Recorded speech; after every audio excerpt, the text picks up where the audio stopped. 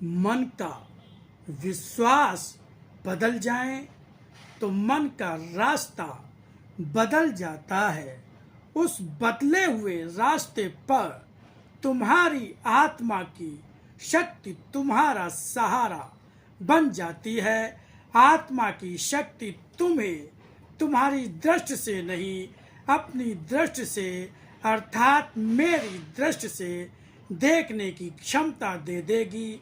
मगर मेरी दृष्टि से देख सकने की क्षमता का अर्थ यह भी न समझ लेना कि तुम्हें मेरी दृष्टि ही मिल जाएगी, तब तो तुम्हें मेरा स्थान ही प्राप्त हो जाएगा।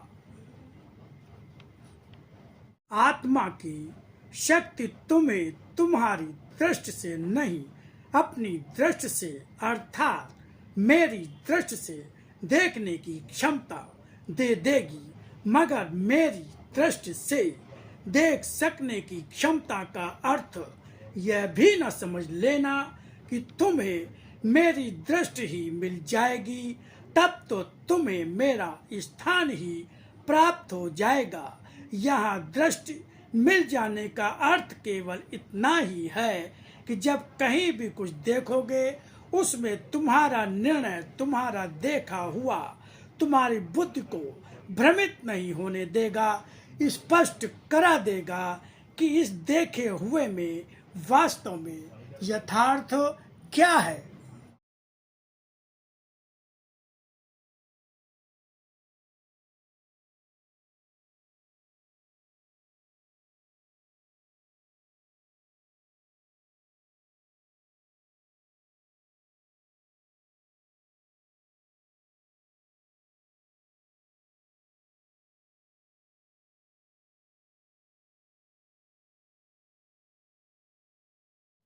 अब बताता हूँ तुम्हें अपनी वाणी की ज्ञान गंगा में स्नान करने वाले के जीवन में गति और शक्ति किस तरह आती है।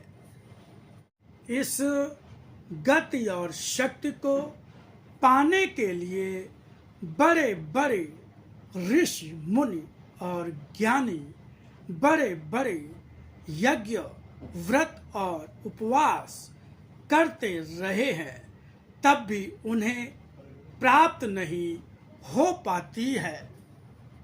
फिर भी इतना आसान रास्ता तुम्हें दे रहा हूँ, अपनी वाणी का, जिसका संपूर्ण स्नान करने वाला मुझे पा ही जाता है।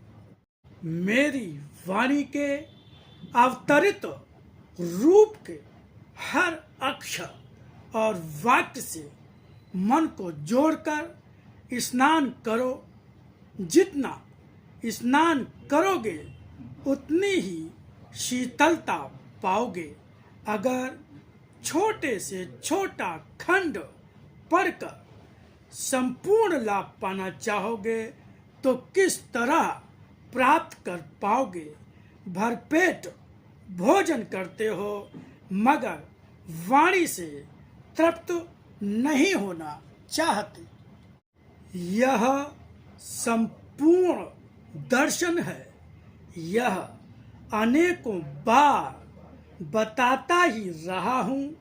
इस दर्शन को केवल जब तक मात्र उपलब्धि का साधन बनाते रहोगे, इसकी गति और शक्ति को प्राप्त नहीं कर पाओगे।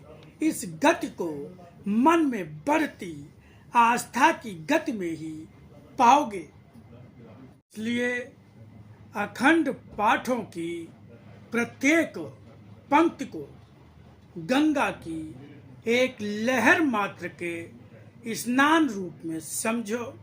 जिस तरह गंगा में स्नान करते हो तो तुम्हारा पूरा शरीर भीग जाता है।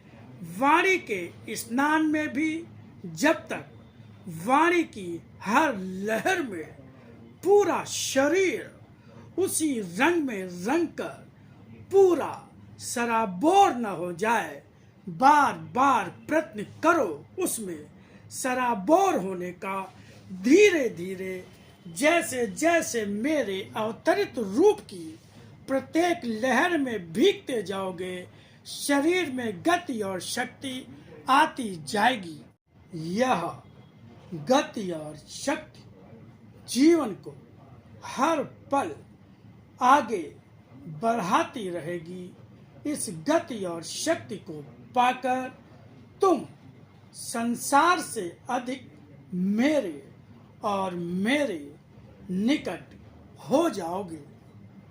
मेरी गति और शक्ति कभी असत्य नहीं होती, इसलिए मेरी गति और शक्ति का प्रयोग कभी असत्य के लिए सफल नहीं होता।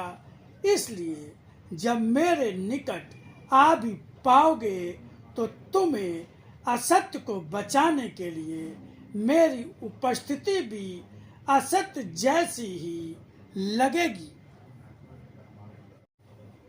आज भी मेरी वाणी के पाठ का प्रयोग मुझे पाने के लिए नहीं, मुझसे कुछ पाने के लिए ही करते रहते हो।